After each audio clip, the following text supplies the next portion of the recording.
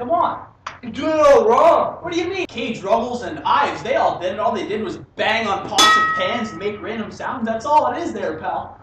No, man, you got it all wrong. What are you talking about? You're like every other uneducated person who thinks they know something about music. Oh, and you think you got brains in your head? Let me teach you, son. Man, the experimentalist movement was more than just hitting stupid pans. Yeah, it wasn't easy as people thought it was. Many hours were spent playing precisely each sound that you hear throughout the song, and in fact took a lot of talent. Take a piece from Charles Ives, for example, Unanswered Questions. He uses 3 different layers which intertwine. It sounds really amazing. I think I'm starting to see now. Believe it or not, I think you have footage of Ives back in the 1920s. Oh, really? Oh, yeah, good call, Jim. I have it right here, actually. Huh?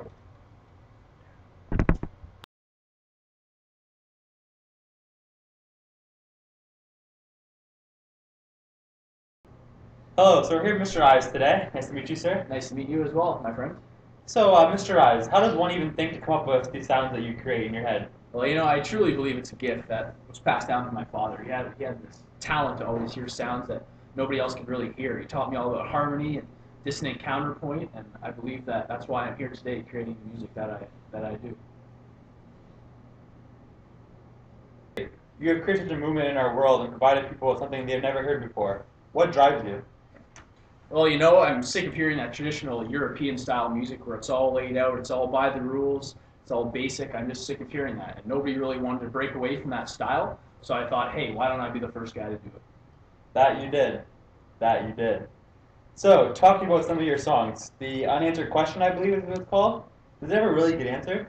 Well, you know, I kind of wanted to create this situation where there's a question and an answer, and then a question and then an answer. So I kind of created 3 layers within the song. One layer is of the flutes, which is asking the question, and then the trumpet answers with an answer. And each time they battle back and forth. Ah, I see. So the ending of the song is very unique, wouldn't you say? Yeah, I mean, I kind of base it on life itself. It's you don't really know the answer to the question, which is life itself.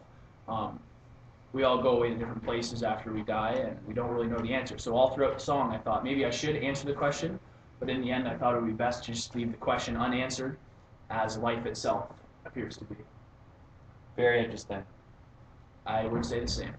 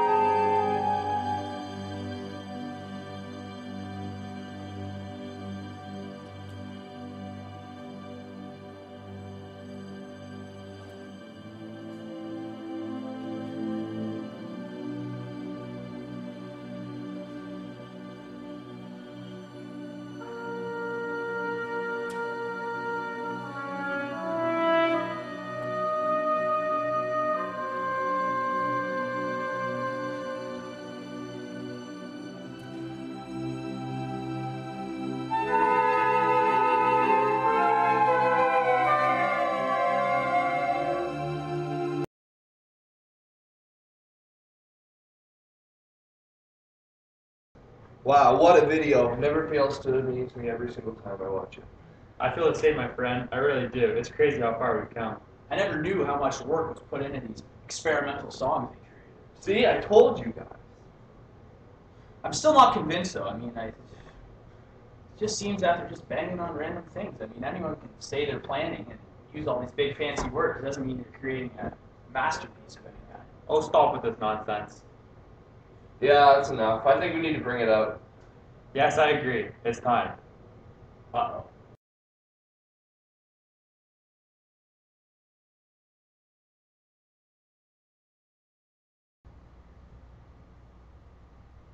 Hello and welcome back. Today we're with Charles Seeger. Nice to meet you, sir.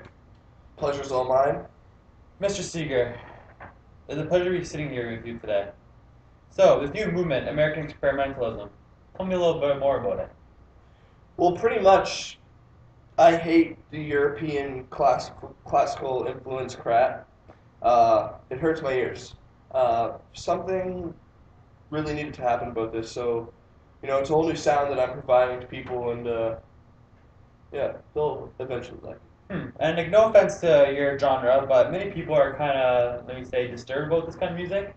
What do you have to say to people that feel this way? Yeah, I mean, just wait. It will grow. It's new. People, they're always scared of the new. So, this is an uprising. We're finally parting away from the old. So, getting away from that boring music, new methods to be created. We're, adventuring into uncharted waters here. So, hopefully it turns out well.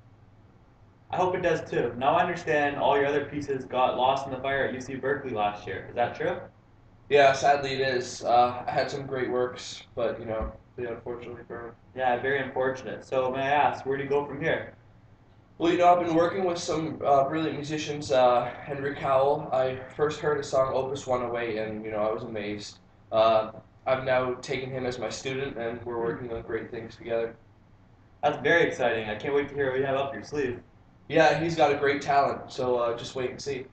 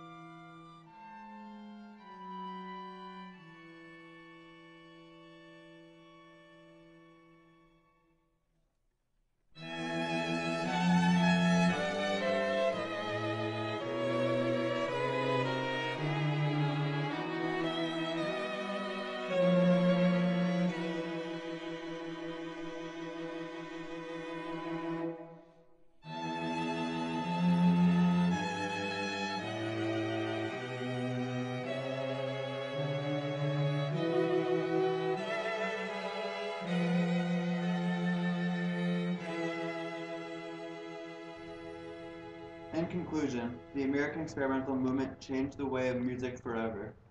Finally, people such as Ives and Seeger broke away from the traditional music and created what is their own. Maybe people didn't like it at first, but it certainly grew and gained the respect it deserved. It had such a big influence on the musical world, and that still shows today. So now do you see that it isn't Who just knows random what noises movement people today making movement sound? never It's would've actually happened. lots of practicing Because hard of work. Ives, Yeah, I really Seeger, understand that now. I never really Powell, thought it all was the like others. that. I Many definitely have a genres different grew and still perspective exist on the today. music. I greatly appreciate you teaching me all about this, and it's Well, I'm glad I could show you. changed my life, sir.